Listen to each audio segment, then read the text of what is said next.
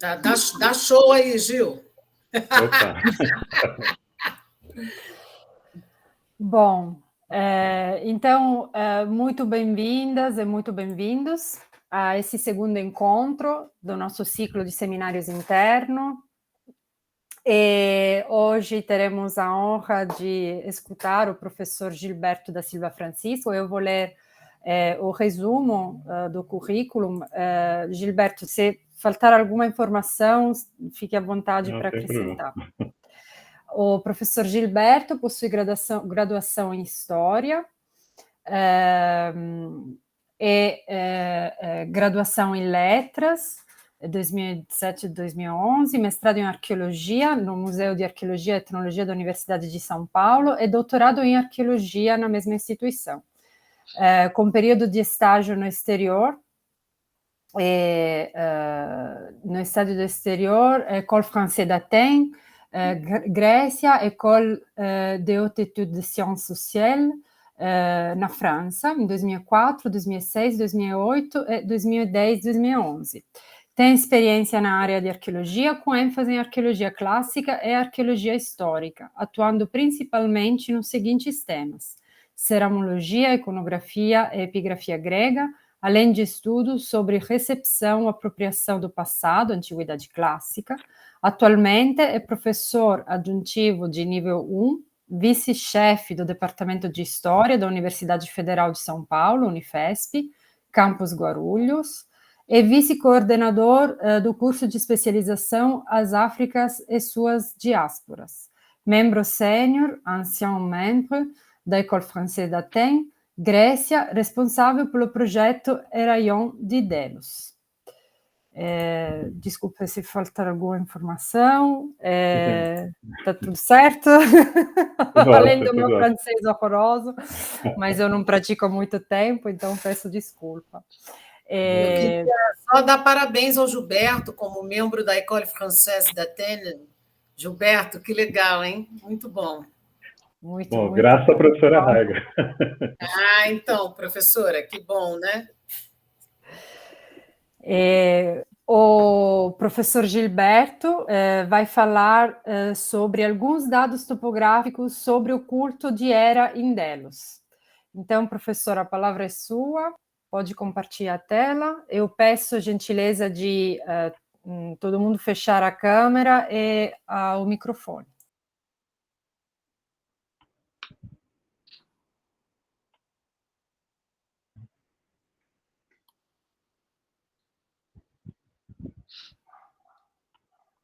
É isso. Bom, Viviana, Margot, gostaria muito de agradecê-las aí pelo convite. Que é uma toda minha em participar aqui das atividades do Laboratório de Arqueologia da Unesp de Franca. E, para começar, gostaria assim, de dizer que o que eu vou apresentar aqui são algumas interpretações relacionadas a tanto o período que eu passei, de 2018 a 2019, início de 2020 lá na Escola Francesa, mas também a todo um debate que vem sendo desenvolvido desde o século XIX. Então, tem muitas publicações, publicações com dados, informações às vezes conflitantes ou algumas subaproveitadas, e sobretudo, considerando a pesquisa que eu venho participando desde 2004, que foi estabelecida pela professora Raiga Nussarian, que está aqui presente, e agradeço a presença da professora Raiga, que me inseriu nesse projeto como estagiário, depois como colaborador, e depois ela, apesar de ter passado para mim a responsabilidade do projeto, a professora Raiga é corresponsável também, então a gente vem pensando em conjunto todos esses desenvolvimentos desse projeto, pensando desde a publicação efetivamente lá na Escola Francesa, mas também outras questões aí, por exemplo, relacionadas a um grupo de estudo. Eu lidero um grupo de estudo sobre o Hera de Delos na minha universidade, na Unifesp, e é um grupo que tem ele é composto por vários pesquisadores brasileiros, então tem os colaboradores do projeto, o Fábio Morales, a Carolina Guedes, que vem me ajudando com a parte de tecnologia, com modelos 3D, o Guilherme Morbeck, que vem desenvolvendo uma parte do projeto relacionada ao potencial didático, a Juliana Monzani, também, que, enfim, ela vem mostrando para a gente algumas questões, né, sobre era em período, na Idade do Bronze, Gustavo Junqueira, Camila Zanon, né, e a gente vem pensando aí, era na poesia arcaica, e a professora Raiga, obviamente, que vem também acompanhando o grupo com a gente, e vários alunos que se aproximaram, que integram o grupo, que já vem desenvolvendo algumas pesquisas, né, relacionadas ao grupo, a esse tema especialmente, e conectados ao projeto. Então, por exemplo, tem uma aluna de mestrado, que é a Heloísa Vidal, que ela estuda a história da pesquisa sobre o Erário de Delos, né? Pegando, sobretudo, o movimento do século XIX, até a primeira escavação ali mais desenvolvida no início do século XX, que é um período que é pouco conhecido, né? Então, ela está fazendo todo um levantamento sobre esse período. Tem o Eric, que é meu aluno, que estuda as romãs no culto de Hera. Então, a gente está tentando desenvolver um pouco essa pesquisa, pensando tanto lá no compromisso com a Escola Francesa, de organização de um dossiê temático, lá na série de Exploração Arqueológica de Delos, mas também pensar o desenvolvimento de uma pesquisa, de um grupo, de um tema, efetivamente aqui no Brasil, e pensar também uma publicação aqui, considerando essa nossa experiência do grupo. E muitas das questões que eu vou falar aqui, elas têm a ver também com esse debate que a gente vem desenvolvendo no grupo, né? Porque agora a gente está um pouquinho parado, porque eu estou bastante atarefado na Unifesp, porque a Viviana falou que eu sou vice-chefe, o problema não foi seu, Viviana, foi que não atualizei o meu lápis. Eu passei de vice-chefe a chefe, e a quantidade de trabalho administrativo aumentou muito. Parabéns. Então, mas... Desculpa. Bom, não, imagina, o problema foi meu. E o problema é que eu agora tenho muito mais trabalho administrativo e que me afasta um pouco da pesquisa, mas, de qualquer forma, é isso, a gente tenta desenvolver. E o que eu vou mostrar para vocês, então, tem a ver com aquela pesquisa que eu comecei e desenvolvi, né, um texto que eu estou preparando, sobre essa relação paisagística do culto de Hera lá em Delos, mas também com esses debates que a gente vem desenvolvendo no grupo. E aí eu vou pedir para vocês que se alguma coisa acontecer, algum problema, vocês falem, porque eu não vejo mais, eu estou vendo aqui a minha apresentação, eu não vejo mais vocês no Google Meet. Tá bom, certo? Gilberto, pode Tá deixar. Bom. Tá bom, obrigado. E Viviana, você controla meu tempo, eu falo aqui bastante, só Tá me certo. avisando. Tá bom. Fica à vontade. Então, eu começo aqui pensando no próprio termo, Heraion, né? Heraion, que é um termo que é muito utilizado na pesquisa acadêmica, de maneira geral, para se referir aos santuários de Hera, né?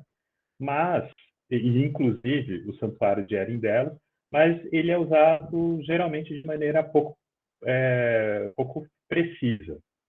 Na medida em que, muitas vezes, quando eu consulto uma publicação buscando informações sobre o Heraion de Delos ou do culto de Hera de maneira geral e os outros santuários, né, que se desenvolveram relacionados ao culto de Hera no mundo grego, eu não sei se os autores eles se referem ao santuário, que é um complexo paisagístico, mas que tem vários elementos, tem a própria concepção territorial, um conjunto de construções, delimitações, ou o templo, né? E o templo que é um desses elementos especificamente. Isso tem a ver, eu imagino, inclusive com o próprio conceito, como ele foi sendo organizado no passado. Se a gente considera o uso, né, a partir dos dicionários e das traduções, onde esse termo aparece, existe variação entre o templo, a construção específica, ou o santuário, esse complexo paisagístico, né? Então, eu vou mostrar para vocês alguns elementos, só para, enfim, indicar. Quando eu falo de Heraion, exatamente do que no que eu estou pensando. Então, aqui vou mostrar para vocês alguns dados e como eu encarei esses dados aqui, trazendo essa variedade que as publicações apresentam para a nossa pesquisa. Então, a primeira coisa que eu percebi que no Guia de Delos, que é uma publicação lá da Escola Francesa muito importante, ela tem toda a apresentação do sítio, um esquema de circuito, né, como se você estivesse caminhando por determinadas regiões e ele vai descrevendo as ruínas encontradas. Tem um pequeno texto sobre o Heraim de Delos, né, aqui eu apresento a tradução da versão de 2005, da edição de 2005, que foi ligeiramente modificada, né? Essa é a terceira ou quarta, não lembro, edição. As anteriores, elas praticamente não apresentam grande modificação no texto. E quando eles estão apresentando no Guia de Delos o terraço, o grande terraço, que é chamado Terraço dos Deuses Estrangeiros, tem lá a descrição do Templo de Ísis e na descrição, sobre o mesmo terraço que o Templo de Ísis, um pouco mais ao sul, está o Heraio. E aqui a gente vê que esse Heraio, representado de maneira geral, muito possivelmente ele se refere ao templo, porque é uma descrição de ruínas, especialmente, né?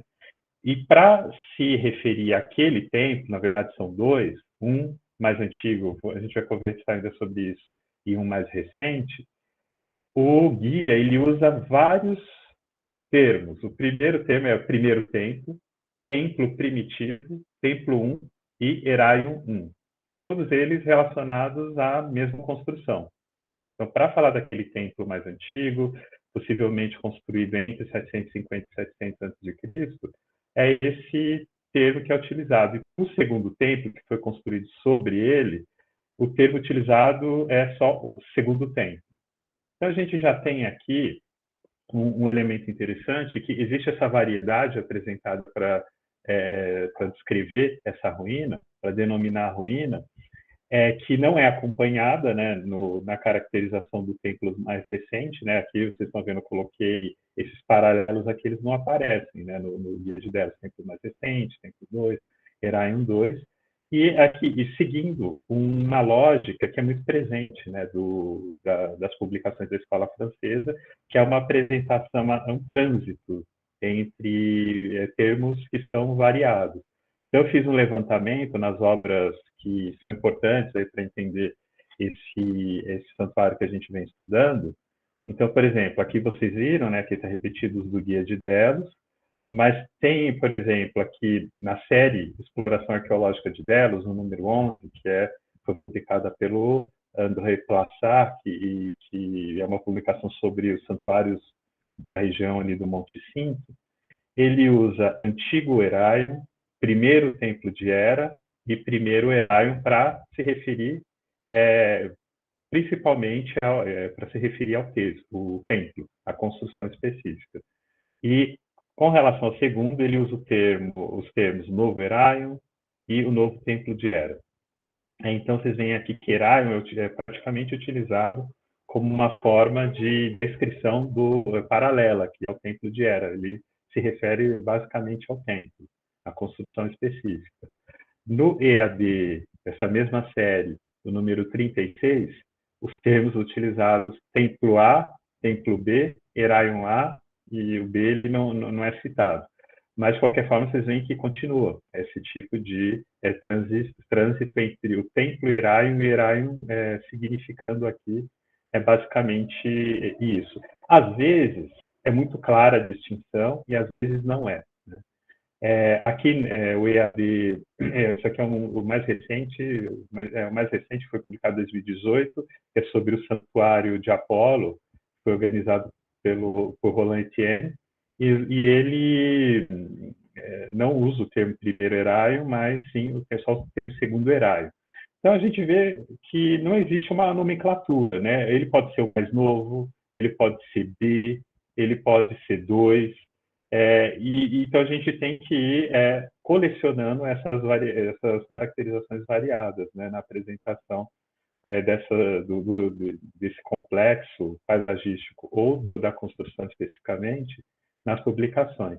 E, por fim, aqui o Gallet de Santerre, né, que escreveu uma obra importante, uma grande síntese sobre Delos arcaica, primitiva e arcaica, ele usa esses vários termos também, Heraion A, primeiro templo, primeiro Heraion primitivo, e o Heraion B e segundo templo. Então, para fugir dessa grande variedade dessas publicações, eu tentei entender um pouco o significado disso, né? E saindo, inclusive, da pesquisa específica do Heraion de Delos, a gente encontra também o termo Heraion, muitas vezes sem uma caracterização específica, explícita. O que a gente vê é que o sentido na construção do texto é que indica se é o templo ou o santuário, que é usado de forma muito generalista também. Então, às vezes ele pode ser o templo de Hera e às vezes ele pode ser o santuário de Hera.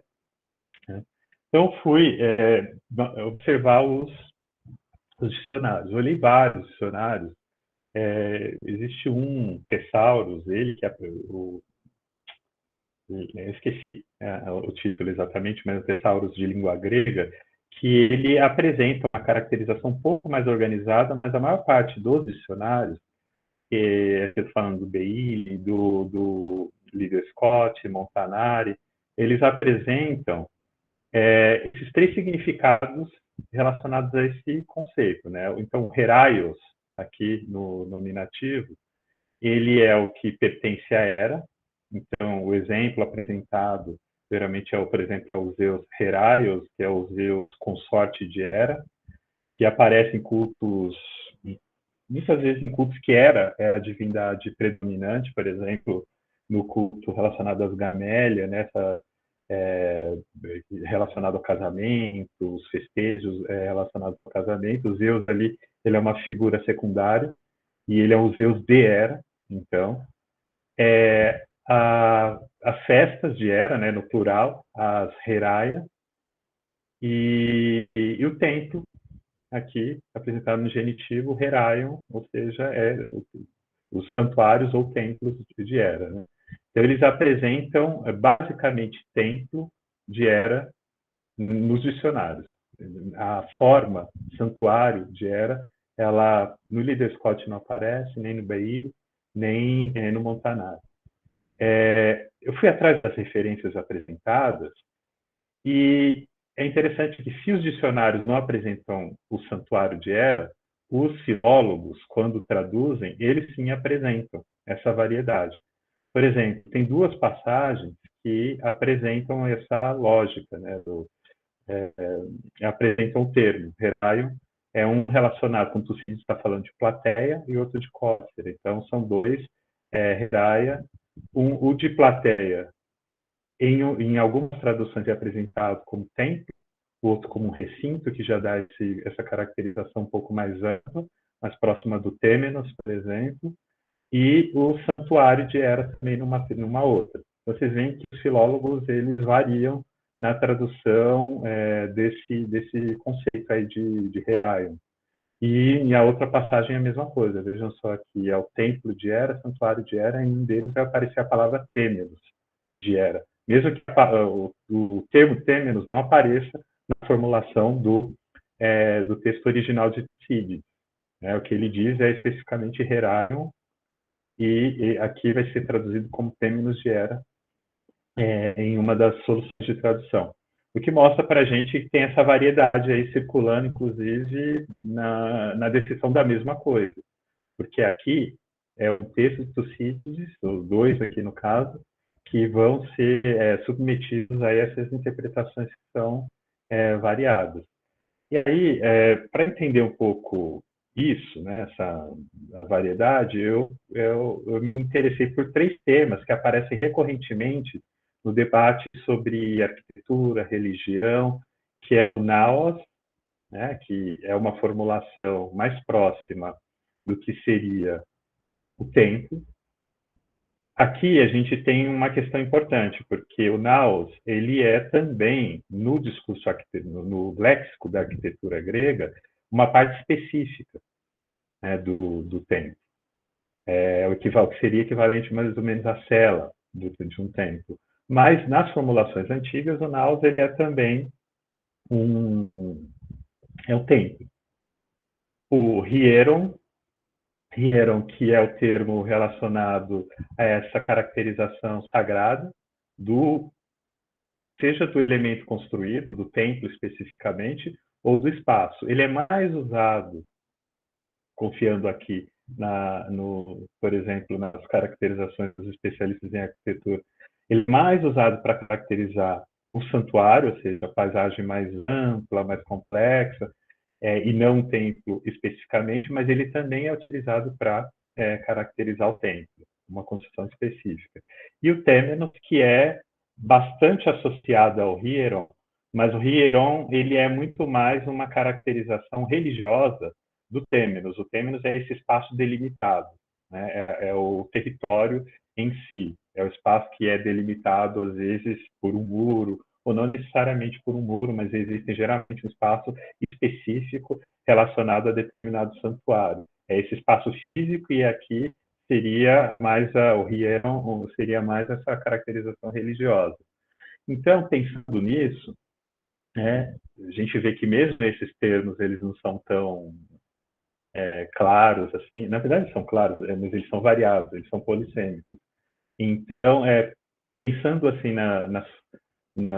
nessas consistências entre o uso deles na antiguidade e o uso na bibliografia, eu resolvi, para não causar nenhum tipo de problema, né, algum problema de indicação ou de referência, eu resolvi, pensando na caracterização do templo mais próximo do Naos aqui, a gente tem duas construções que teriam cumprido esse tipo de função. Então, eu pensei aqui num templo A e num templo B. Ou seja, um templo mais antigo, que foi construído no final do geométrico, ali na região de Delos, 750 a 700 mais ou menos, antes de Cristo, e um segundo que foi construído muito possivelmente no início do século V, né, ou na transição do sexto para o quinto, ou no início do quinto antes de Cristo. Então, nós temos dois templos aqui, e eu não vou usar o termo Heraion para o templo especificamente. Por quê? Porque muitas vezes a indicação mais precisa ela é importante. Eu encontrei, às vezes, indicações parecidas com foi encontrado determinado objeto no Heraion, um objeto de determinada época. Quando o autor ele diz isso, o que ele está dizendo? Ele foi encontrado no templo? Ele era um objeto que compunha, por exemplo, um conjunto de oferendas? Ele era situado no interior do templo? Ou foi um objeto que foi encontrado no espaço do santuário? Né? Pode ter sido encontrado, inclusive, em outra região do santuário. Então, essas caracterizações elas são importantes. Né? E aqui, então, pensando no templo, especificamente nos dois, inclusive o sistema aqui, eu saí do 1 e 2, eu preferi o A e o B para que não haja nenhum tipo de confusão. E pensando no Temenos, né, e na sua caracterização religiosa aqui do Hieron, eu pensei aqui no Heraion 1, que é a primeira fase, que é a fase iniciada ali no final do geométrico e que vai até o final do arcaico. O Heraion 2, que é organizado ali no início do clássico, final do arcaico, início do clássico, e se desenvolve até o período helenístico. E o Heraion 3, que é a última fase de reorganização de algumas estruturas arquitetônicas. Então, são 3 fases e 3, esse 1, 2 e 3, eles se referem a essas 3 fases. Isso aqui é importante porque o espaço ele vai mudando bastante, inclusive. O espaço dessa primeira fase para a segunda fase, ele muda significativamente. Né? E na terceira fase, ele não muda tanto, mas existem algumas construções que ressaltam elementos da fase anterior. Por exemplo, como a reorganização da entrada, do terraço. Então, essas 3 fases aqui, elas vão ser apresentadas como o Eraio 1, o Eraio 2 e o Eraio 3. Portanto, quando eu falar de templo, é o templo A e o templo B, o mais antigo e o mais recente, e o Eraio 1, o Eraio 2 e o Eraio 3 estão relacionados a essas três fases de organização. Então, aqui vocês podem ver, por exemplo, nessa fotografia aqui das ruínas, o templo B, ele é esse aqui, que é o que se impõe na paisagem, é o mais visível, é o que quase todo mundo consegue ver. E o templo A é o anterior, aquele que fica um pouco mais escondido, inclusive, que representa uma fase anterior e que foi coberto na construção do segundo. O segundo, quando ele foi construído, ele cobria, ele se sobrepôs completamente àquele templo anterior. Então, templo A e templo B. E aqui vocês podem ver nesse esquema, né, de planta aqui das estruturas do santuário, o templo A, esse menor aqui, com essa forma quadrangular aqui, e o templo B, esse maior. E aqui, né, então, o esquema é pegar toda essa variedade aqui, de primeiro templo, templo 1, templo primitivo, templo A, Eraio 1 significando o templo, e toda essa variedade reduzida aqui ao templo A, e essa outra aqui, o segundo templo, o novo templo de Era, tudo isso reduzido. Então, a gente vai usar basicamente esse sistema para se referir aos dois templos.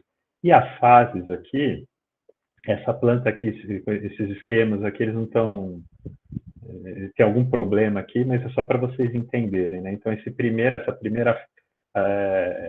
primeira parte aqui do esquema, ele indica todas as ruínas, né? Então, aqui os dois templos, alguns muros associados, a base da estátua de culto, que foi, acho que você não vê em minha... Eu tenho que colocar aqui o apontador laser. Acho que agora vocês conseguem ver. Aqui a base da estátua de culto, que foi retirada no início do século XX nas escavações. Templo A, templo B, alguns muros associados, altar, um muro de terraço. Aqui na primeira fase, muito possivelmente, a entrada, que é uma entrada que dá acesso ao terraço, e depois a gente vai ver, dá acesso também à escadaria, os santuários do topo do Monte Cinto. E aqui, isso aqui foi, enfim, muito possivelmente uma reorganização da entrada relacionada ao período helenístico. Na primeira fase, o Eraio 1, na segunda, o Eraio 2 e na terceira, o Eraio 3. A gente ainda, como eu disse, está repensando a organização dessas relações aqui entre essas construções, mas só para vocês terem uma ideia. Então, a primeira coisa é isso. Isso é importante que, por exemplo, quando a gente parte até para proposta de nomenclatura, a gente deve, eu imagino, considerar a tradição da pesquisa. Como a pesquisa feita anteriormente, ela apresentou propostas, se essas propostas são consistentes, se esses elementos eles foram pensados efetivamente, para que a gente, então, apresente as nossas propostas. E aqui, esse é um elemento que eu considero importante, a gente trazer essas referências mais precisas para delimitar o que é templo efetivamente e o que é santuário, inclusive no texto que a gente vai escrever, né? Porque, então, se eu fizer referência ao Eraio, todos sabem, dentro desse projeto, e isso vai ser bem explicado na publicação, do que eu estou falando, né? Exatamente. Isso é a primeira coisa que eu gostaria de falar para vocês. Depois, gostaria de apresentar três propostas de interpretação da situação do Santuário de Hera em Delos e as implicações dessas propostas, né? Essa primeira que eu vou apresentar para vocês é a relação entre mito e paisagem, que é a lógica mais consistente, mais consistentemente apresentada nas publicações da escola francesa. A lógica que o mito teria orientado a situação do topográfico mesmo, do Erain de Delos. Eu vou conversar um pouco sobre isso com vocês. E logo depois eu vou comentar, apresentar outras. E tem todo um debate, né, sobre espaço, sobretudo sobre topografia religiosa, e o meu interesse aqui é entender em que medida esse debate, né, na sua variedade, ajuda a gente a entender a situação do Erain de Delos. Né? Então, a primeira delas aqui é a situação desse santuário a partir do inomérico Apolo. Né? E considerando que Delos é uma ilha associada ao culto, prioritariamente associada ao culto de Apolo, o que o santuário de Hera faz lá? E se ele está lá, será que a posição dele remete à lógica, né, dessas narrativas mitológicas? Então, aí eu convido vocês, né, a lerem o Inomérico, Apolo, a seção de Eliana, e aproveitem e leiam também a seção epítica. Eu não vou apresentar aqui com pormenores, mas o interessante é a gente lembrar da história, da narrativa de maneira geral. Né? Delos é a ilha onde teria nascido Apolo e Ártemis. Né? E a mãe deles, Leto,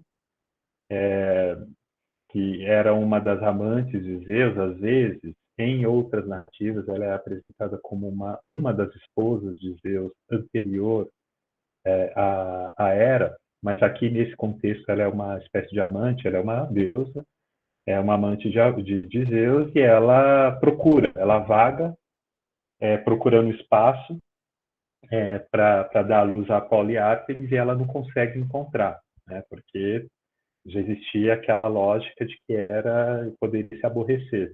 E justamente ali, num espaço, uma ilha que era pobre, uma ilha que era árida, e então é aquele lugar que recebe Leto, ela aparece, né, Delos, né, fica brilhante, que aparece, Leto ela se encaminha para lá e aí depois tem toda uma tentativa de enganar Hera, porque Elite, que é a deusa que auxilia no parto, ela estava estava com Hera no Olimpo, então as outras deusas lá em Delos tentam trazer Elite assim que Hera soubesse e tudo isso, o que criou uma ideia de que Hera é uma espécie de inimiga de Apolo, porque ela tenta impedir seu próprio nascimento, né?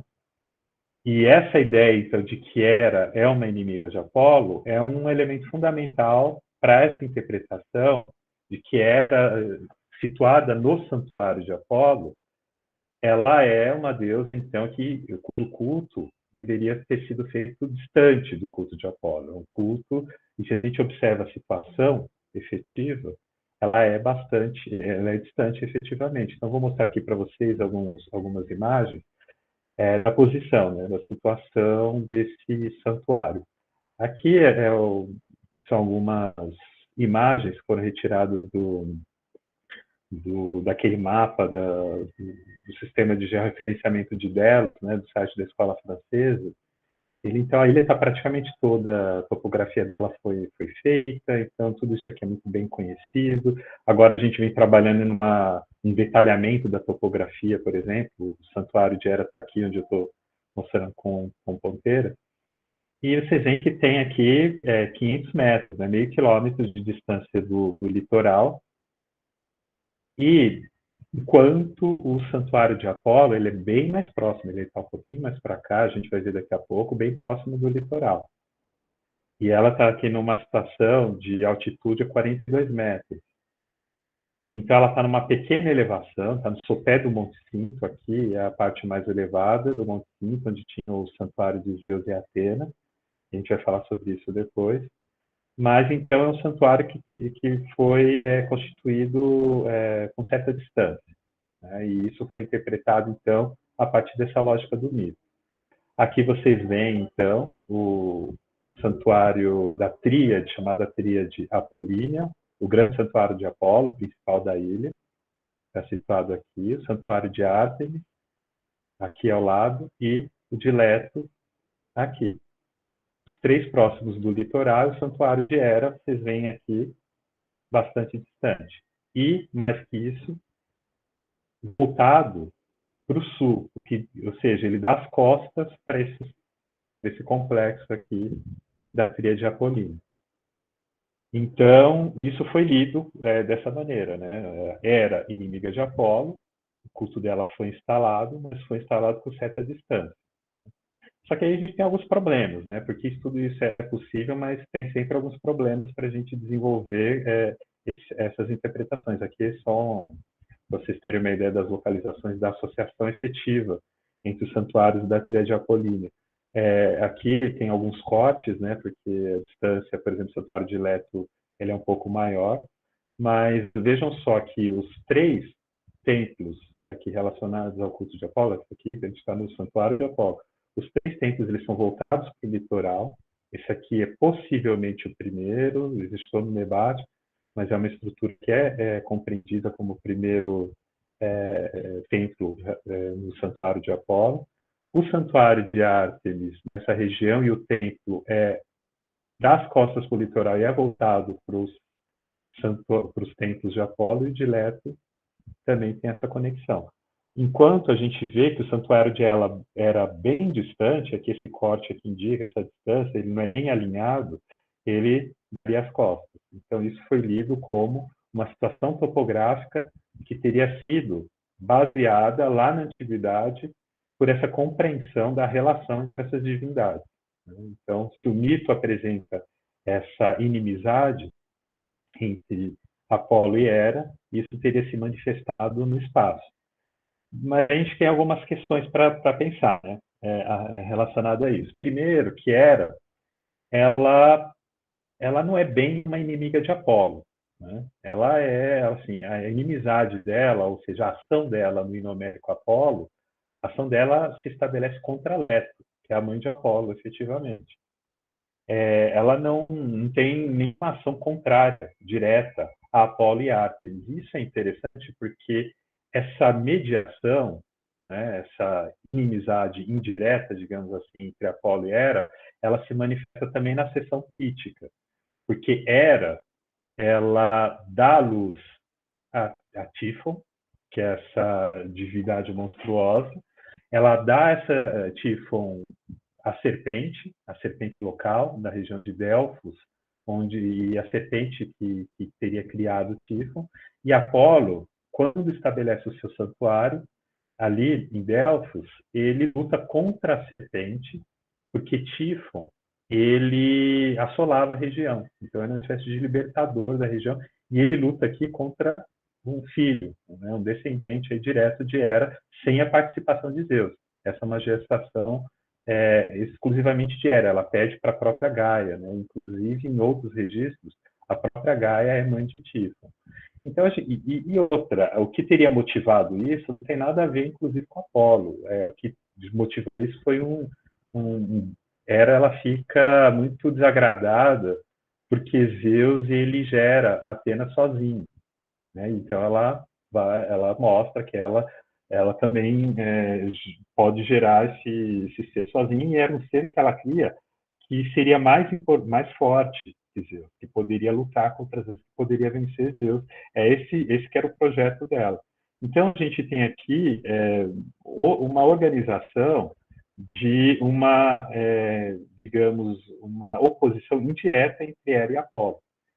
Ela não age diretamente contra ele, nem na seção pítica, nem na seção deliana.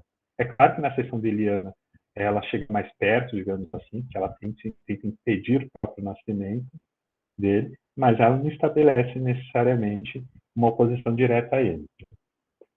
Outra coisa, o grande problema para a gente pensar essa associação direta entre o mito e a situação topográfica do santuário de Hera é a própria cronologia da narrativa. É claro que o que eu estou observando aqui, tratando com vocês, é da narrativa da cronologia do inomérico Apolo, mas essa narrativa poderia circular antes da própria criação do inomérico, necessariamente, né?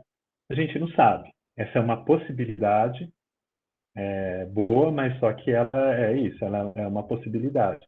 E existe um grande debate entre filólogos, inclusive, sobre a datação do inomérico Apolo. Essa tabela, vocês vejam aí nessa tabela várias possibilidades. Primeiro que existia um debate sobre a coerência entre essas duas partes, se elas teriam sido feitas por um mesmo autor e ao mesmo tempo, ou se seriam duas partes produzidas em contextos diferentes, por autores diferentes, e que teriam sido reunidas em 523, quando teve um festival de Apolo, de Delfos e de Delos, que foi organizado por Polícrates de Samos.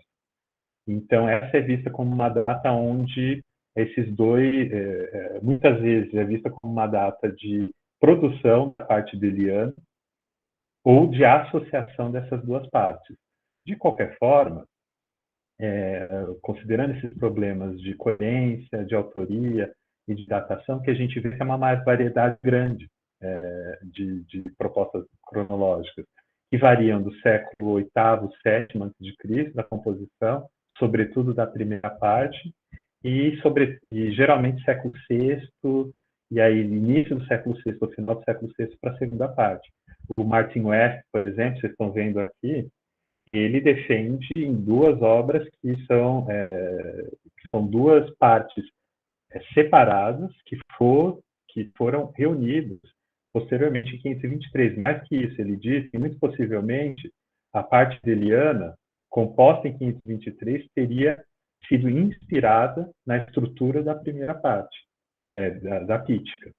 Isso significa que existe muito debate sobre essa datação, e o que a gente tem como síntese desse debate é que não é possível indicar com certeza ou diretamente que essa narrativa ela tenha interferido na situação do Heraio, em Delos. Por quê? Porque esse é um santuário que foi construído, e aí as pesquisas, as escavações, a avaliação do conjunto cerâmico que a professora Raiga Nussarian vem fazendo, indica claramente ali, pelo menos, segunda metade do século VIII a.C. Então, se a narrativa já existia naquele período, é uma coisa que a gente pode até pensar, considerar, mas só que a gente não tem dados efetivos para dizer que o mito ele tenha orientado a posição do santuário. Aqui são alguns elementos, né? Eu falei das pesquisas da professora Raiga, essa romã, o modelo de romã e esse vaso aqui, à esquerda, que vocês veem, eles são vasos do depósito votivo, né? Um grupo de objetos relacionados ao culto de Hera, que foi enterrado na época da construção do segundo templo, do templo B, e correspondentes à primeira fase do culto, o início, né? Aqui. Então, esses dois objetos aqui são centenas de vasos. Esses dois objetos aqui são correspondentes a, muito possivelmente, essa primeira fase do culto, que indicam essa cronologia mais recuada mesmo, ali, século VIII para o início do culto de Hera em Delos. Mais que isso, nas escavações empreendidas em 2008 pela professora Raiga, foram encontrados ali associados a muros laterais material geométrico também, que vem sendo avaliado, mas tudo indica que muito possivelmente é esse final do século VIII, segunda metade do século VIII. E não existe possibilidade de recuar com tanta clareza a narrativa do hino homérico para esse período. É possível, mas a gente não pode colocar isso como um elemento fechado, né? Tem enfim, eu falei para vocês antes aqui da publicação do Roland Etienne, né, sobre o Santuário de Apolo em Delos, que saiu em 2018, e tem uma parte dele que discute as origens do Santuário de Apolo, que foi escrita, né, pelo Francisco, que é um antigo membro também da escola francesa, muito influente lá, e que vem estudando o santuário do período arcaico também ali em Delos, e ele diz sobre o início do culto de Apolo em Delos, instalação dos primeiros templos e tudo isso. Logo de início, é preciso reconhecer que as recentes pesquisas conduzidas no Santuário de Apolo deliano não trouxeram nenhum elemento novo sobre as origens e sobre a instalação de seu culto na ilha. Alguns documentos da tradição manuscrita mobilizados sobre essa questão e algumas informações publicadas pela investigação arqueológica são conhecidas desde muito tempo e foram objeto de numerosos comentários que o Gallet de Saint-Pierre reuniu, estudou e sintetizou em 1958. Desde então, existem divergências de interpretação, mas nenhum dado suplementar modificou o estado da documentação.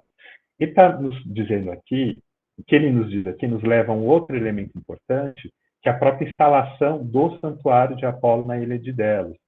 É muito possível que, nesse período, século VIII, quando o santuário de Hera foi instalado, é possível que houvesse já culto de Apolo na ilha? É muito possível.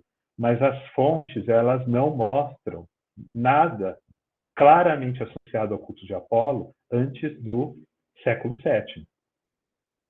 É ali que, inclusive, a situação do primeiro templo de Apolo, que é muito discutida, se seria ou não o primeiro templo, situa ali na transição do século VII para o VI a.C. Então, mesmo essa projeção desse distanciamento para o século VIII, ou seja, o santuário de Hera distante do santuário de Apolo, baseado no mito, baseado na posição do santuário de Apolo, não pode ser apresentado com muita certeza. A gente tem aqui algumas sugestões, e sugestões que são boas, porque tanto a narrativa do mito ela pode ter sido anterior à constituição no hino homérico Apolo, e a própria instalação do santuário, ou do culto, melhor dizendo, de Apolo, naquela região, pode ter sido anterior também, remontando ao século VIII. Mas a gente não tem elementos efetivos para dizer que isso aconteceu. Então, foi a partir disso que eu pensei em outras questões também que poderiam explicar ou ajudar a gente a entender um pouco a situação do santuário de Hera. Né? Pensa desde aquela organização do santuário, organização do culto no século VIII, até, enfim, mais ou menos no século II, I antes de Cristo. Então, é uma perspectiva que ela é estrutural mesmo. Então, aí fui entender, por exemplo, a perspectiva apresentada muitas vezes por vários pesquisadores baseados no François de Polignac, que colocam Hera, sobretudo nesse contexto aqui, né, do período arcaico, transição do geométrico ali, para esse oitavo, para o sétimo, um pouco antes, um pouco depois, situam Hera como uma deusa extra-urbana, ou seja, uma Hera como uma deusa que é relacionada a cultos que se estabeleciam em zonas fronteiriças. E para isso a gente precisaria identificar com clareza o que é um centro urbano e as suas fronteiras, né? O distanciamento desse centro urbano.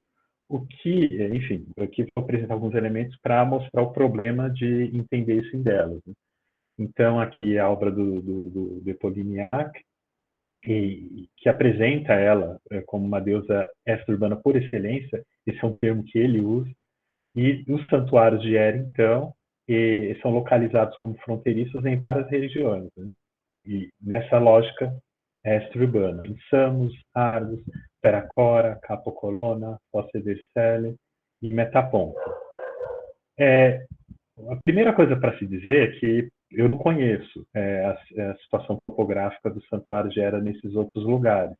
Então, o que eu uso aqui como referência é que a bibliografia me diz.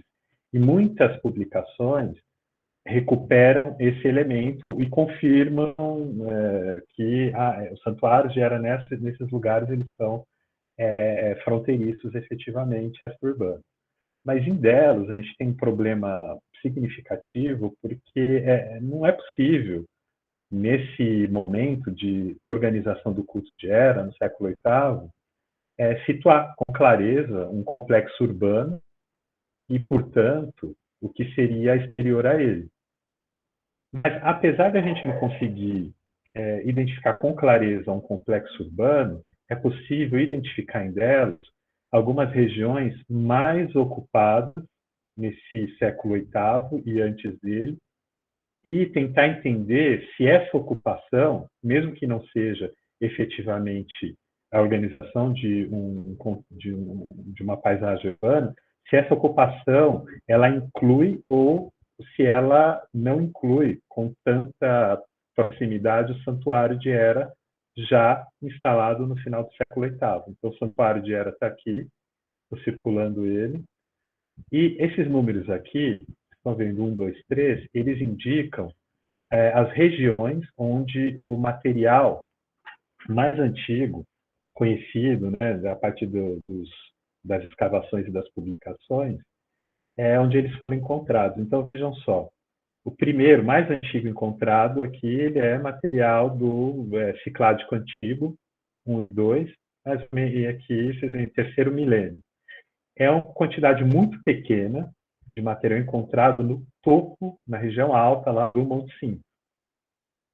Depois disso, praticamente nada encontrado, até uma certa concentração de material micênico, vejam só aqui na região mais próxima do litoral, a região onde depois se estabeleceu o Santuário de Ártemis. Não é possível associar esse material ao culto de Ártemis, né? É uma ocupação anterior que não é claramente associada ao culto de Ártemis que se estabeleceu posteriormente. E, logo depois, uma grande quantidade de material, não, enfim, uma boa quantidade de material, diria assim, de material geométrico, até o proto-geométrico, né? E até da região da Ática, encontrada aqui na região do Santuário de Apolo. Também não é possível estabelecer uma conexão direta entre esse material e o culto de Apolo, mas a gente sabe que onde esse Santuário de Apolo se desenvolve é uma região, aqui, é uma região que já era ocupada e, considerando a dinâmica de ocupação da ilha, densamente ocupado. E muito desse material foi transferido para a Renéia nos 2 movimentos de purificação da ilha, né, quando o material funerário foi tirado de Delos e foi levado para a Renéia. Então, nas escavações de Renéia, por exemplo, muito desse material geométrico que o Francisco Sabadini está estudando, né, foi encontrado. Então, a gente entende um pouco que essa ocupação aqui ela é mais densa nessa região, próxima do litoral, e muito lacunar, fragmentária na região do Monte Cinto. E o que se conhece nessa região além do Monte Cinto é o material do depósito votivo do Heraio, se eu não me engano são 16 objetos, e mais o que foi encontrado em uma escavação aqui ou ali, sobretudo nas escavações de 2018 que a professora Raga dirigiu. Então, o que a gente tem aqui é que não é possível dizer que esse santuário de Hera foi desenvolvido numa zona extra-urbana, mas é possível dizer que ele foi construído numa região onde a ocupação era bem menos densa. Ou seja, ele foi construído numa região distante. Vocês viram que ele está praticamente meio quilômetro distante do litoral. Numa época, inclusive, quando essa região aqui, mais próxima do litoral, ela era ocupada. Isso significa que, muito possivelmente, esse elemento, não dizer que era uma deusa extra-urbana em Delos, mas que ela é uma deusa que começa, o culto relacionado a ela, começa a se organizar numa região fronteiriça, é interessante, porque aqui parece que esse fenômeno se desenvolveu. Não necessariamente extra-urbana, mas uma deusa relacionada a um espaço mais afastado da ocupação efetiva da ilha. Então, tem esse elemento que a gente pode trazer aqui para tentar entender a situação topográfica do culto de Hera e da sua manifestação ali na paisagem. E outro elemento interessante são os cultos associados a Hera, em Delos. Bom, a gente sabe que Hera é uma deusa que, em vários contextos do mundo grego, ela foi amplamente associada a Zeus. Né?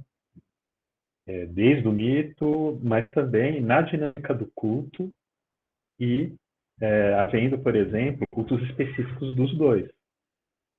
Culto de Zeus e Hera, em alguns contextos, fora em alguns pontos do mundo grego. Aqui existe, inclusive, uma formulação que a bibliografia criou, mas ela é baseada, inclusive, em algumas inscrições, que é a lógica do casal sagrado, né, o hieros gamos, e que tem algum tipo de culto em Atenas, em Atenas, e que pode, então, ter orientado um tipo de aproximação entre Zeus e Hera. E aí eu fui tentar entender se isso significaria alguma coisa ali dela, a partir de tudo que já tinha sido produzido especialmente, né, dessas informações.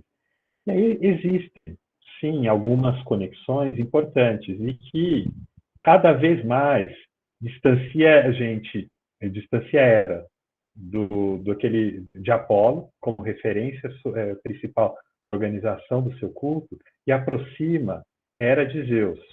Vocês vão ver que em muitos contextos, é essa relação entre Hera e Zeus que explica aquela situação ali, naquele local, é mais do que um distanciamento necessariamente de Apolo. Ou então, pode ter ocorrido até uma associação entre esses elementos.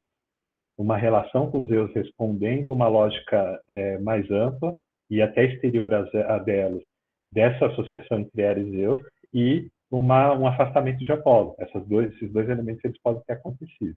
Mas então vou mostrar para vocês como, por exemplo, em Delos, essa associação ela se desenvolveu entre Hera e Zeus. Um elemento interessante para a gente pensar isso é a grande possibilidade de, no próprio santuário, no próprio templo de Hera, no templo mais recente aqui, o templo B, ter havido uma estátua de culto de Hera e Zeus, os dois juntos. Tem toda uma bibliografia que vai falar que essa era, por exemplo, de Delos, ela poderia ter sido uma era teleia, né, uma era do casamento, associada ao casamento. Alguns autores sugerem isso, e essa formulação aproxima ela de Zeus, né? Aqui, não como a divindade, Zeus não seria a divindade principal, a mais importante, mas seria o consorte mesmo de Hera. E por que essas sugestões elas aparecem, né? Dessa estátua de culto de Zeus e Hera nesse templo B, no segundo templo. Primeira coisa, vocês veem, eu falei para vocês lá um pouco antes, que quando os escavadores, em 1911, estavam trabalhando aqui nessa região, né, eles escavaram o terraço, grande parte do terraço, e eles retiraram a base da estátua de culto que estava aqui, inclusive tinha um piso com um mosaico feito de seixos, pequenos seixos, as pedrinhas coladas em rio, mar, e eles retiraram esse mosaico, retiraram o piso que tinha aqui com esse mosaico e aprofundaram a escavação. Aprofundando a escavação que eles encontraram o templo A, o mais antigo, e boa parte, né, das oferendas antigas que estavam no interior dele. Bom, quando eles retiraram daqui essa base, colocaram ali atrás, e ela está lá até hoje, vocês podem ver aqui com um pouco mais de detalhe. E ela é uma base um pouco larga, o que nos indica que, é uma sugestão, né? Se houvesse uma escultura de uma era entronada, como aparecem várias estatuetas de terracota, não a Hera entronada necessariamente, mas uma mulher entronada, que aqui pode ter sido identificada como Hera entronada, isso é todo um debate, né? A gente não sabe se essas esculturas aqui, elas fossem produzidas necessariamente, essas pequenas estatuetas produzidas como Hera, mas aqui, no santuário de Hera, elas podem ter ganhado esse significado. De qualquer forma, sobraria muito espaço. E aqui parece uma base adequada para um trono duplo, onde os dois estariam sentados. Mais do que isso, a gente tem em Delos. Existe no mundo grego outra, mas aqui uma estatueta do conjunto do depósito votivo do Herain de Delos. Com essa formulação aqui, vocês veem, é um casal, uma mulher. A gente não pode dizer aqui que sejam Zeus e Hera necessariamente, mas é um homem e uma mulher sentado numa situação que muitas vezes é associada a essas duas divindades, né? Essa aqui é uma escultura do período arcaico, uma estatueta do período arcaico, e que poderiam nos indicar alguma coisa de uma formulação de uma estátua de culto, mas também é muito direto. Não é possível a gente dizer que uma das oferendas elas nos revelariam o que é efetivamente a forma da estátua de culto e uma estátua de culto de um período posterior, inclusive. Mas existe um elemento aí, aqui a gente já entra no campo das informações epigráficas. Então tem aqui, né, o catálogo das inscrições de Delos. Uma das inscrições dos inventários, eles indicam duas estátuas no erário, estátuas acrolíticas, ou seja, são estátuas que têm o corpo, né, a parte principal, o corpo em madeira e as extremidades em pedra. Então, muito possivelmente mãos, cabeça, essas partes em pedra, e há uma inscrição falando da importância de se trocar ou se substituir ou colocar um véu e um manto, né, nessas duas estátuas, que indica muito possivelmente, então, a existência mesmo de duas estátuas. Ela não fala na inscrição quem são essas duas personagens, mas juntando todos esses elementos, a gente percebe aí uma possibilidade, né, de que houvesse efetivamente uma estátua de culto dupla e talvez Zeus e Hera. Mas por que Zeus e Hera necessariamente? Bom, se a gente observa outro elemento, que é a organização espacial desses santuários, é possível observar, por exemplo, aqui o santuário de Hera, na sua segunda fase, ou seja, o templo B tinha sido construído, o templo mais recente construído, o terraço ele foi alargado, e nesse alargamento, não só o templo continua voltado para a entrada, né, para a escadaria de acesso ao Monte Cinto, mas agora o próprio terraço ele avança e existe uma quina aqui indicando a região da entrada, exatamente nessa situação da escadaria de acesso ao Monte Cinto. Aqui ao lado tem uma fonte, muito possivelmente usada aqui nos rituais do culto, né, relacionados ao culto de Hera, mas também dos cultos do topo do Monte Cinto. E a gente sabe que essa região aqui, do topo do Monte Cinto, tem material geométrico em pequena quantidade, não dá para a gente saber exatamente qual era a atividade desenvolvida no topo do Monte Cinto, mas a partir do século VI, VI a.C., é seguramente caracterizado o culto de Zeus ali, no topo do Monte Cinto. Há quem pense também culto de Atena, Zeus e Atena. E aí eu vou falar um pouco sobre isso um pouco à frente, mas de qualquer forma a gente tem aqui uma clara associação espacial entre o santuário de Hera e o santuário de Zeus, já no século VI, na medida em que a entrada dos dois santuários era a mesma, e inclusive tinha aqui um aparato relacionado ao culto, que era a fonte, que muito possivelmente servia os dois espaços, os cultos nos dois espaços. Portanto, existe aqui, na construção da organização desse espaço, algumas conexões, algumas aproximações. Isso é interessante porque, muitas vezes, o culto de Zeus e Hera é feito no mesmo lugar, no mesmo templo. Os dois dividem, é um culto duplo. Aqui não parece ter sido o caso. Aqui parece ter sido o caso de uma associação espacial entre o culto de Zeus aqui, no topo e do monte. E se a gente considerar as formulações lá, as teses do de Polignac, novamente a gente observa que Zeus é uma divindade cujo culto foi organizado, né, durante um bom tempo no topo de montanhas e muitas vezes sem construção de templo. Aqui, esse templo, esse complexo aqui que vocês observam, eles são posteriores, eles são do período helenístico. Né? Então, para o período clássico, a gente não conhece templo, mas tem inscrições indicando aqui o culto de Zeus já no topo do Monte Sinai. Então, muito possivelmente o que a gente vê é uma articulação espacial entre o culto da deusa Hera e de Zeus aqui, constrangidos aqui pela mesma entrada. Aqui, só para vocês verem com mais detalhes, né? Então, aqui é um muro de terraço. Quase todas essas construções aqui são posteriores, né, do período helenístico.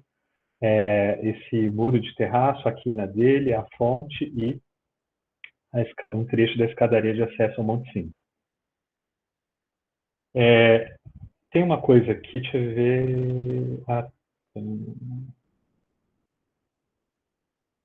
Não, eu ia falar de uma coisa que eu acho que vai aparecer aqui depois, eu nem coloquei. Porque essa lógica de associação, ela é espacial, ela parece ser algo muito próprio aqui de Delos. Né? Porque em outros espaços, por exemplo, a própria lógica do culto da tríade apolínea, em Delos, ela não se organizou como um templo ou um santuário para os três deuses. Em outros lugares, sim. Em outros lugares, ou um mesmo templo ou um mesmo santuário com um templo ao lado do outro estruturou a organização do que era a tríade apolínea. Em Delos, não.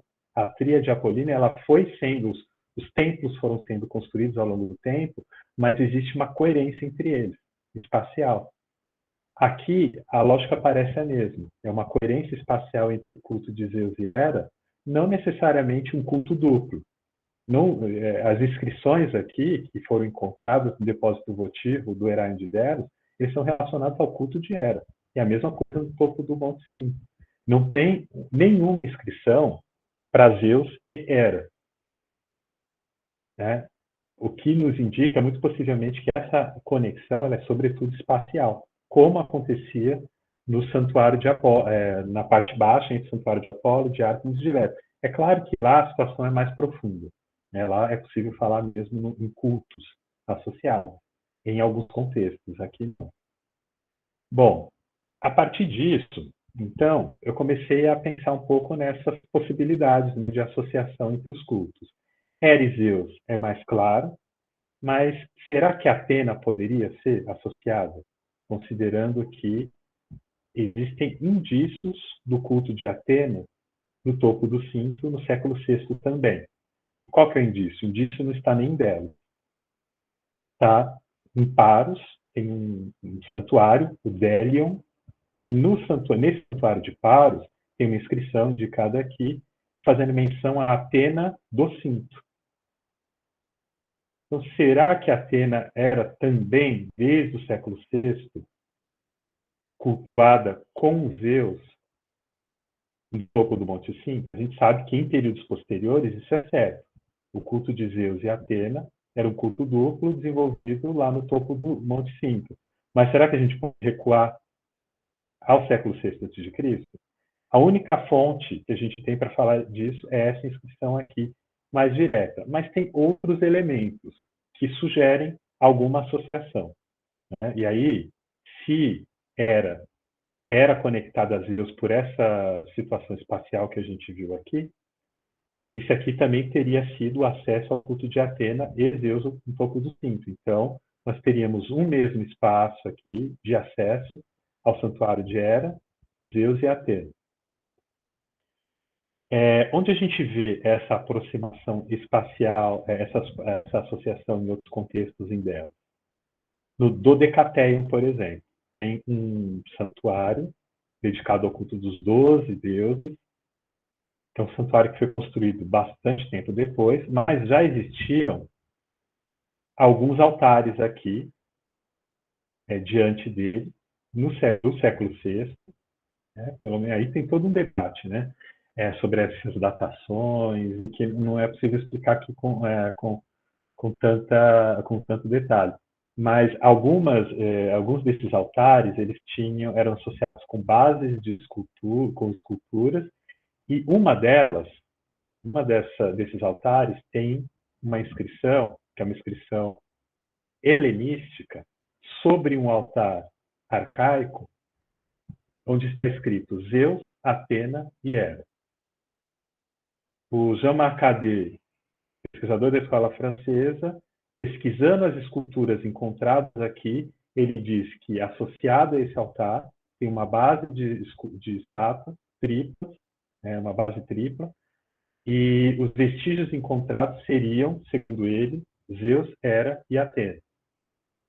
Logo ao lado, ele também identifica a tríade apolínea: Apolo, Ártemis e Leto.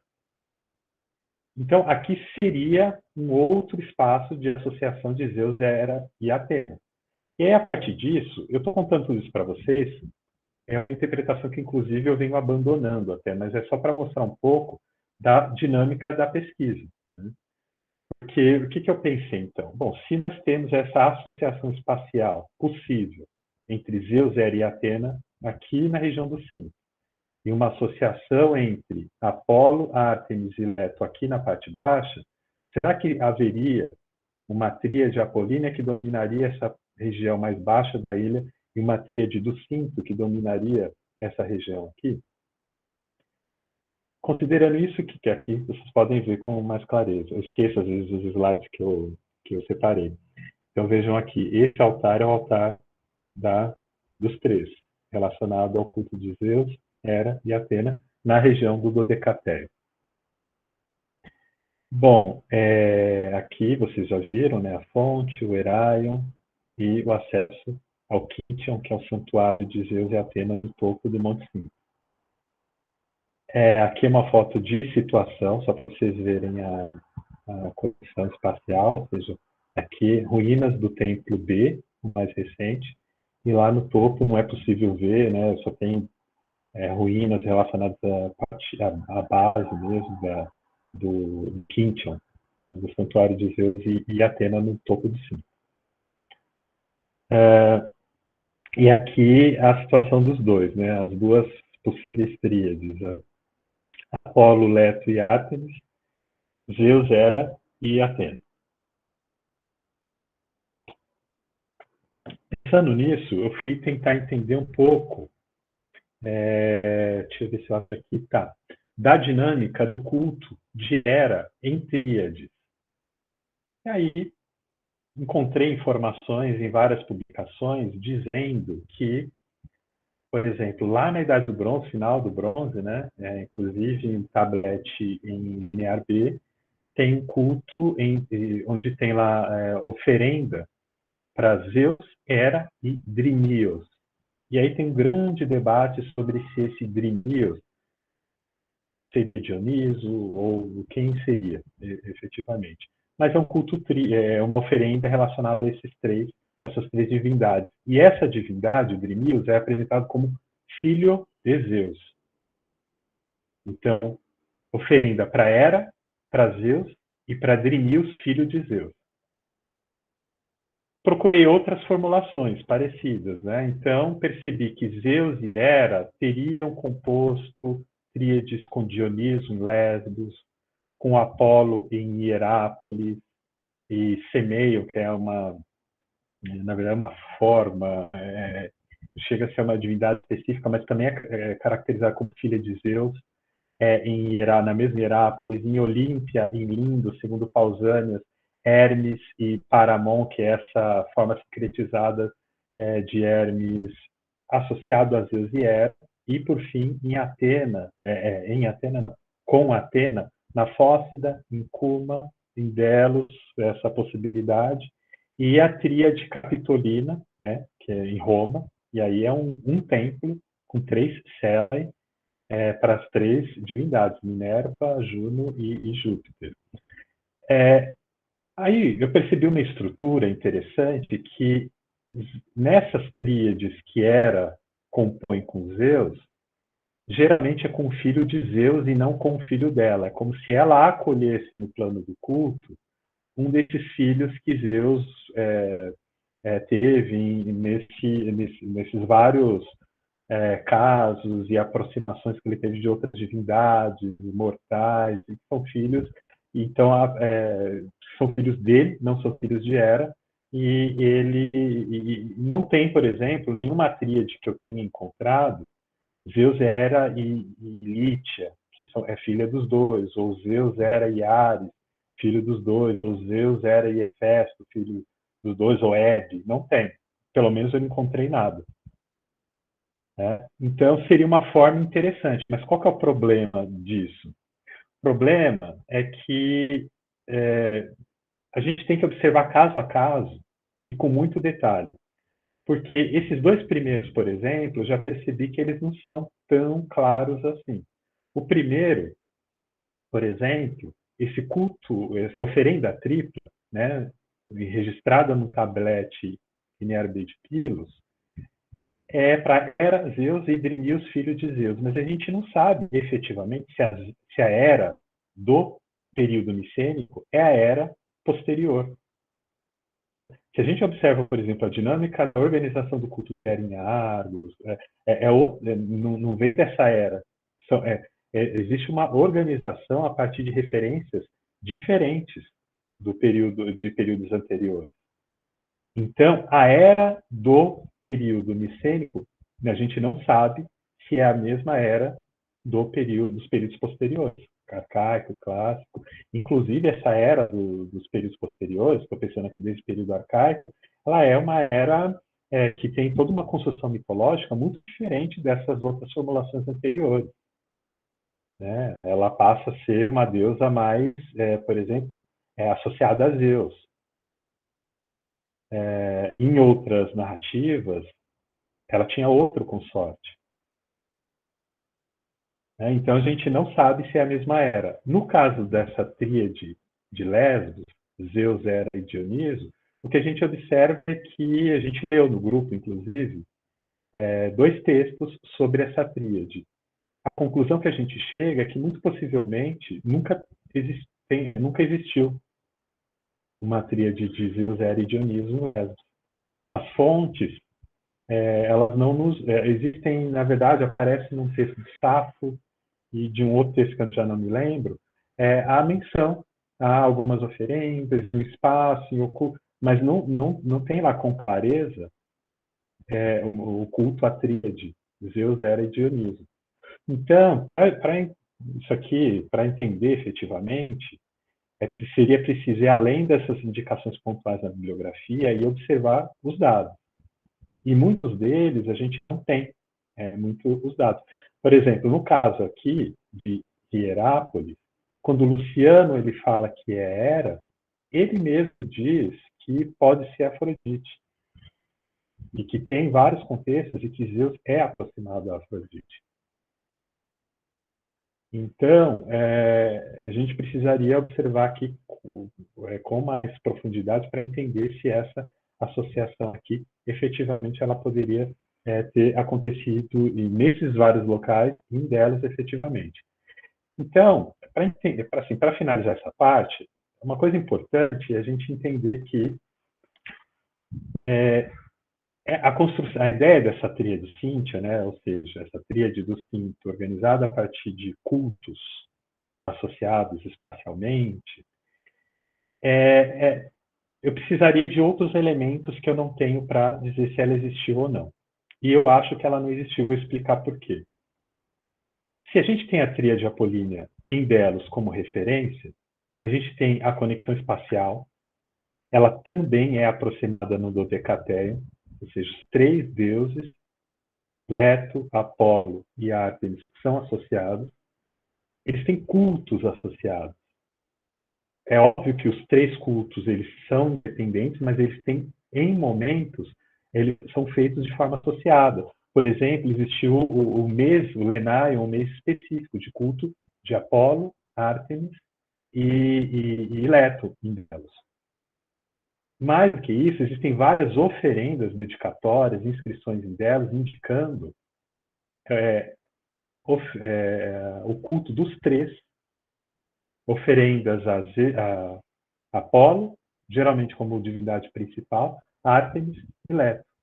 Então, aqui é possível efetivamente falar numa tríade apolínea, ou seja, que existem vários níveis de aproximação, além do espacial e aquela lógica do dodecateio, onde os três são reunidos no no mesmo altar, ao lado do mesmo, na mesma base, ao lado do mesmo altar. No caso desse culto de Zeus, associado ao culto de Hera e talvez de Atena, é possível que tenha havido uma conexão espacial desde o período arcaico. Ela é clara a partir do período helenístico. E no Dodecateio é a mesma coisa. Só que não é possível observar cultos associados. Ou seja, é possível, e nem oferendas, e dedicatórias. A única coisa que associa, mais ou menos, Hera e Atena é uma dedicatória do período helenístico, uma inscrição indicando, eu esqueci, é o Medeios, que faz uma dedicatória a Hera e a Atena. É só isso. Se a gente observa a tríade apolínea, a lógica ela é muito mais consistente. Então, o que me parece que tenha acontecido ali delas é que Zeus, ele sim se associava a essas duas divindades.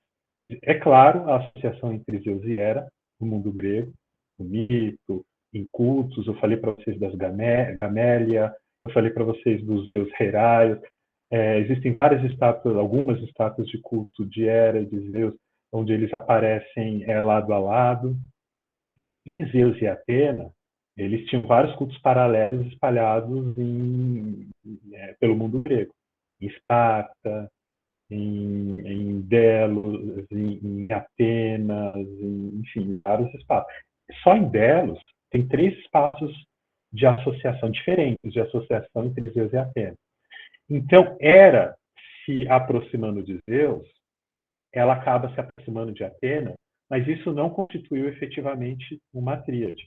Isso constituiu uma aproximação entre Zeus e Hera, por um lado, que é perceptível em vários contextos, e entre Zeus e Atena, por outro, que é também perceptível em vários contextos. Então, por exemplo, aqui, Zeus e Hera, a gente vê, como eu disse para vocês, nas estátuas, muito possivelmente no Dodecateio, no altar também, inclusive com a inscrição.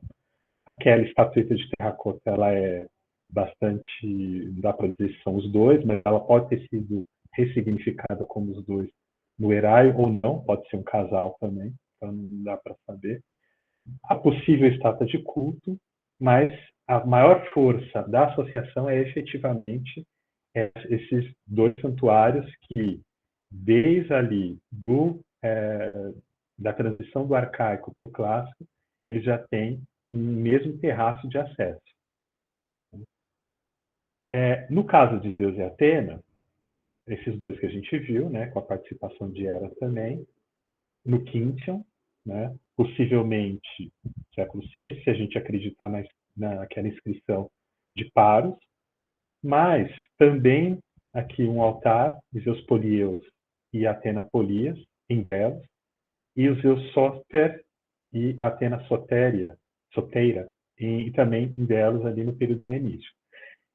Isso só para falar, como eu disse para vocês, da associação em Delos. No mundo grego, essa associação entre Zeus e Hera e Zeus e Atena, elas eram associações muito bem conhecidas, né? Isso tudo é muito, como se diz, era algo muito consistente. Né? Então, muito possivelmente o que aconteceu não foi um culto triplo, mas foi um culto que tinha uma mediação ali feita por Zeus. Né? De um lado era o culto de Zeus e Atena, e do outro, um que associava Zeus e Hera, muito possivelmente. Né? E tinha outros elementos aí que eu poderia mostrar dessa associação de Zeus e Hera aqui, mas tem tempo aqui, enfim, fica para outra oportunidade. Mas é que é interessante observar, então, como síntese. Então, que se a gente considera o hino homérico Apolo e a citação do Herai de Delos, existe uma conexão que é possível, mas ela não é comprovada. Ou seja, essa é uma conexão que ela pode ter acontecido, mas a gente tem um conjunto de possibilidades e não temos efetivamente fontes claras para se basear, né, nesse tipo de proposta. Entretanto, assim, essa é uma possibilidade, inclusive uma possibilidade que poderia ter sido associada, articulada a outras. possibilidades ao longo do tempo. Mas o que me parece que explica efetivamente o culto de Hera em Dédalo é a relação dela com Zeus. Né? Ao longo do tempo, pelo menos desde o século VI, da transição do sexto para o quinto, existe claramente uma conexão espacial. Quando o santuário de Serapis é construído ao lado do santuário de Hera, é um Serapis sincretizado e muito aproximado a Zeus. Tem várias inscrições apresentando Serapis e Zeus como paralelos, ou seja, Hera continua ao lado de Zeus, mesmo que ela própria não tenha sido egipcianizada, digamos assim, e Zeus sim, Zeus ele continua ao lado dela, né? E existem formulações muito próximas a Zeus e Hera na relação entre Serapis e Ísis, por exemplo, coisas que, enfim, fica para próximo. Então, me parece que essa relação entre Zeus e Hera explica, em grande medida, a situação espacial. Né? E outra coisa é uma conexão histórica com o Monte Sinto. A gente não pode dizer, por exemplo, que lá no século VIII tenha havido já um culto de Zeus no topo do Monte Sinto. Mas essa situação do templo a primeira forma do Heraion, a primeira fase do século VIII, voltada para o Monte Sinto, indica para a gente dois espaços de frequentação menor que a frequentação nas outras regiões da ilha, mas com uma certa conexão. O Heraion voltado para o Monte Sinto, com material do final do geométrico, e lá no topo do Monte Sinto também algum tipo de movimentação, algum tipo de ocupação. Então, o que a gente percebe é que desde a sua organização, da sua formulação inicial, esse santuário ele tem algum tipo de conexão com o Monte Sinto, e conexões que vão sendo cada vez mais consolidadas ao longo do tempo. Seja nessa transição do século VI para o V, e na reorganização do espaço e na associação das duas entradas, seja na reorganização do terraço no período helenístico e Zeus reaparecendo ao lado de Hera. Ou seja, Hera ela se associa a Zeus muito claramente ali, por mais que na dinâmica do culto isso não tenha aparecido de forma clara. Por exemplo, não tem inscrições de Hera e Zeus. Isso não aparece. Mas ela é efetivamente conectada, aproximada a Zeus em vários momentos ali. Então, eu acho que tem duas questões aqui que são importantes para a gente pensar, para além dessa possível situação do Heraion e o santuário de Apolo na parte baixa da ilha, que é essa conexão com o Monte Sinto e, sobretudo, a conexão com o culto de Zeus, ali na região do Sinto, desde a parte baixa até o topo. Então é isso, gente. Eu não sei, acho que foi 1h30. Tranquilo, tranquilo, Gilberto. Foi Falei muito bastante. bom. Mas eu nem percebia, eu nem estava vendo o relógio, na realidade. Eu estava prestando atenção na sua fala. Eu agradeço muitíssimo, muito interessante.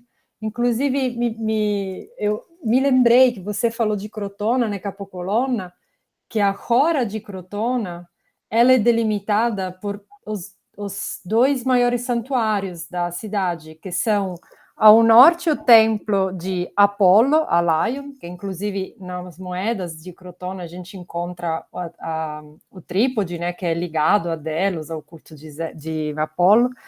E no sul, o limite da Hora, ao sul do território, é o templo de Hera Lacínia, que é Capocolonna. Eu pensei nessa coisa que você falou no começo da suposta inimizade entre Hera e Apolo e Hera, né? Logo eu pensei nesse exemplo. Enfim, mas muito, muito interessante, muito, muito essa conexão entre os textos, né? E as outros lugares de culto. Eu achei um trabalho incrível, é um trabalho muito grande também, né? Realmente uma pessoa só É difícil poder dar conta de tantos dados diferentes. Inclusive, uma coisa que, enfim, que eu me inspiro aí na professora Raiga é justamente, primeiro que assim, eu trabalho em equipe, e depois que é a importância de uma equipe de brasileiros, ou prioritariamente de brasileiros, porque essas poucas possibilidades que a gente tem de desenvolver uma pesquisa no exterior, e uma pesquisa que tenha, que contemple a escavação arqueológica, o trabalho no campo, o trabalho no museu, laboratorial, as bibliotecas e bibliotecas especializadas, né?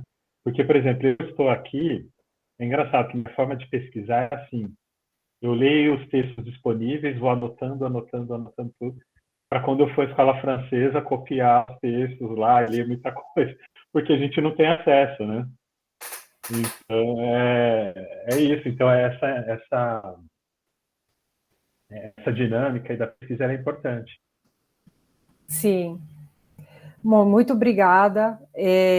Eu abro aqui para as perguntas, se alguém tiver alguma pergunta ou algum comentário.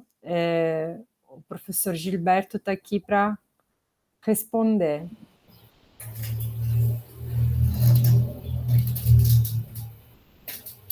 Eu quero só dar os parabéns ao Gilberto pelo belíssimo trabalho, e eu fiquei impressionada com essa quantidade de dados recolhidos aí. Impressionante.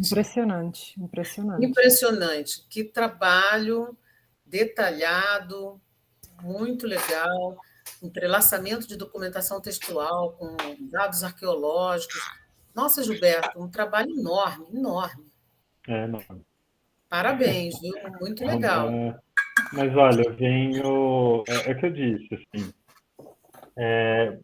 só é possível mesmo porque tem esse... Primeiro que tem o apoio aí da professora Heiger, que conhece muito bem esse... Não só a pesquisa em si, mas toda essa dinâmica aí do trabalho em museu, sabe, a gente lidar com as várias e várias gavetas com fragmentos de cerâmica e tudo isso, e os colaboradores do projeto. Os colaboradores, porque agora a gente está pensando nas frentes mesmo do projeto. Para o ano que vem, por exemplo, o museu fechado, né? O museu fechou para reforma, e lá na Grécia é um pouco assim, quando fecha para reforma a gente não sabe quando reabre. Tem museus que ficam 10 anos e tudo. Então a gente vai trabalhar com a parte de arquitetura. E tem todo ali, quando eu mostrei ali, tem todo um conjunto de blocos que foram organizados pelos escavadores lá do início do 20, final do 19, que não foram numerados ainda, não foram descritos. Então a gente vai trabalhar com isso. O catálogo dos blocos de arquitetura.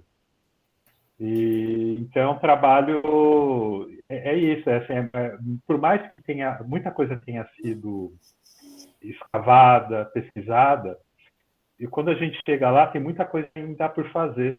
Eu lembro a primeira vez que eu fui para Delos com a professora Raiga, ela mostrou, por exemplo, que tinha alguns vasos, alguns pratos de cerâmica e tudo, que eles tinham sido escavados e não tinham sido nem limpados direito. Assim, tiraram a terra, levaram para o museu, e a gente que foi lá, lavou, mediu, fez... Porque é muita coisa. A última vez o inventário que eu estava trabalhando tinha mais de 4.000 fragmentos. Nossa! E a gente estava numerando vários ainda. Então é realmente muita coisa. Tem que ser equipe mesmo.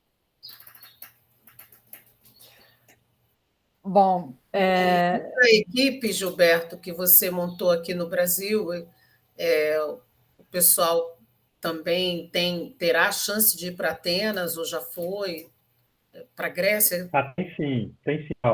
Por exemplo, o Francisco Sabadini, ele orientando a professora Heiger, meu co-orientando, né, no doutorado. E ele está trabalhando com a cerâmica geométrica. O Francisco, ele vai desde, acho que é a terceira ou quarta vez, se ele for ano que vem, vai ser a quarta vez dele. Tem a Heloísa, não sei se a Heloísa está aqui, eu sei, ela se inscreveu, não sei se ela está aqui.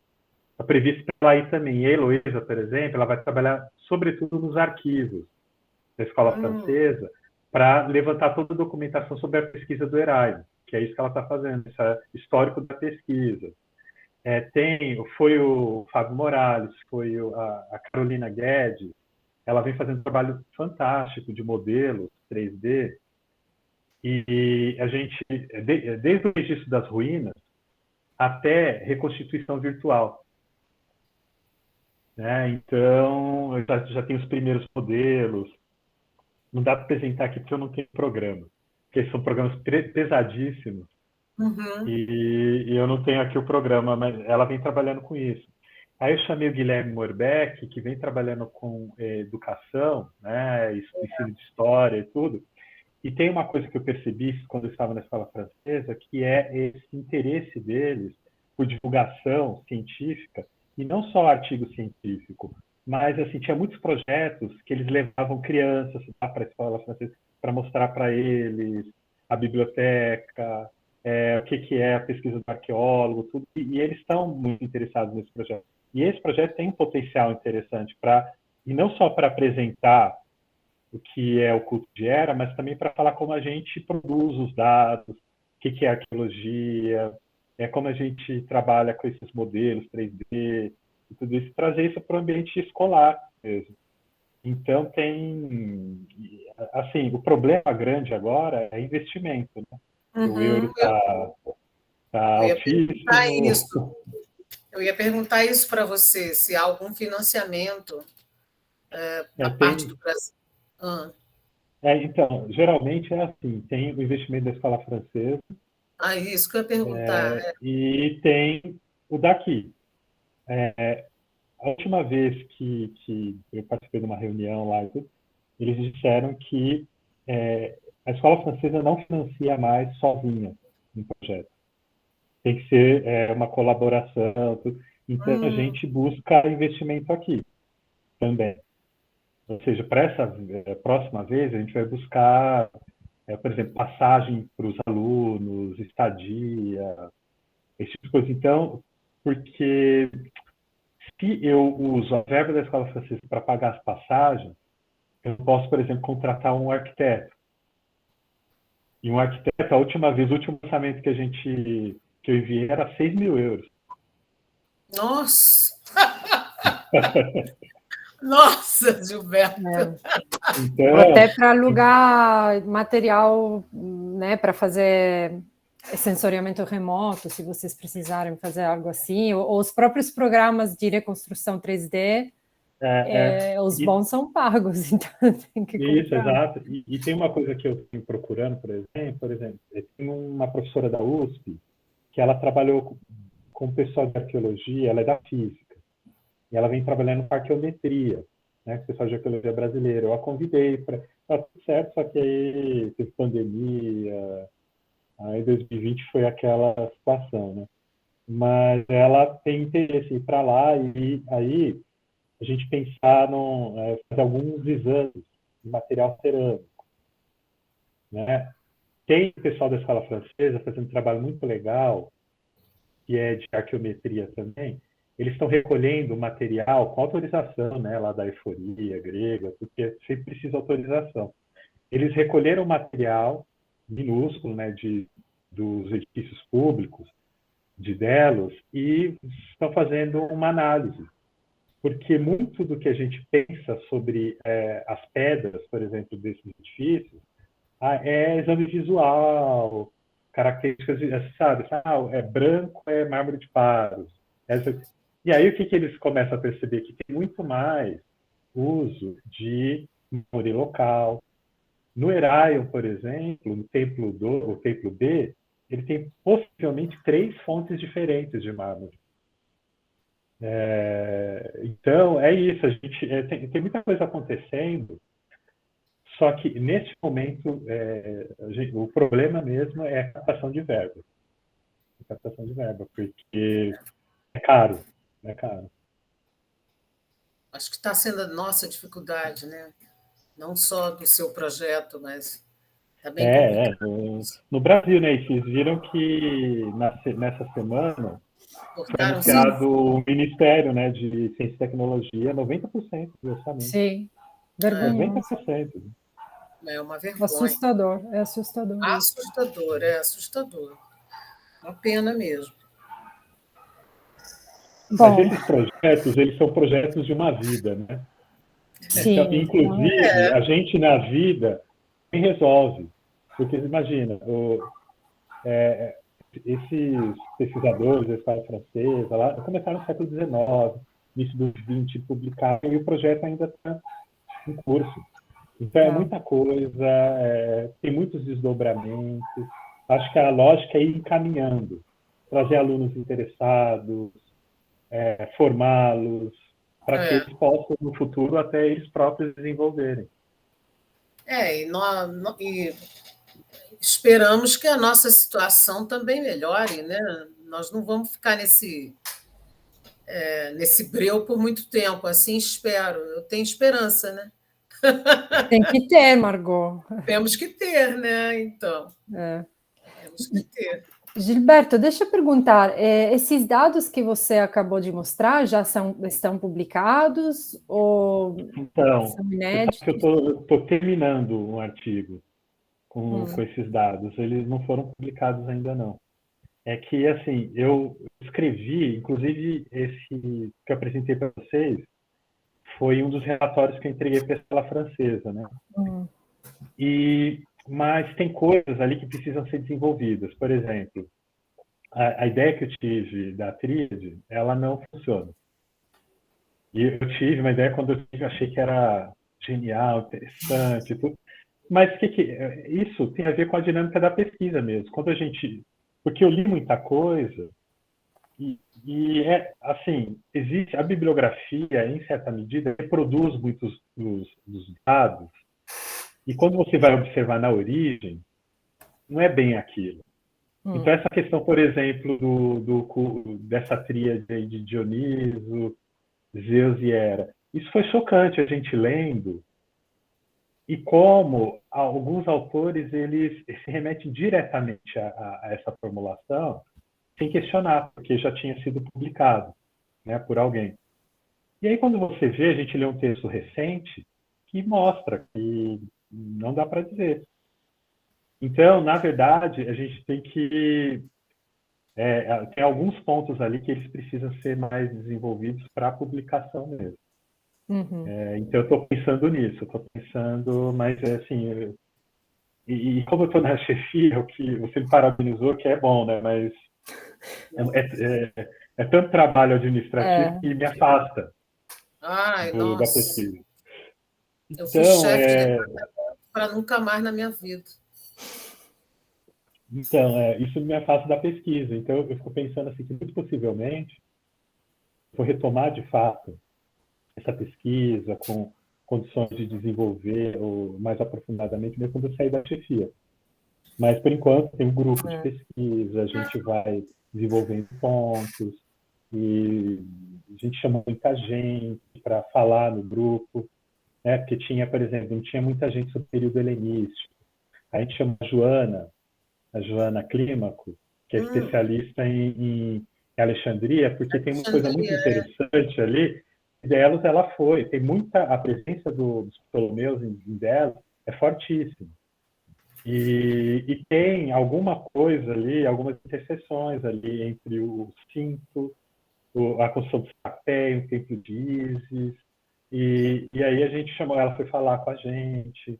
Então, é isso, a gente está tentando se informar, digamos assim, para ver em que medida muito do que a gente pensa que é difícil, né? Como vocês viram, além de ser muitas fontes, é um período muito alargado, assim, ele é desde o geométrico ao helenístico, né? Então é muita coisa. Então são especialidades aí muito que a gente tem que lidar, né? Chamar gente, conversar com essas pessoas.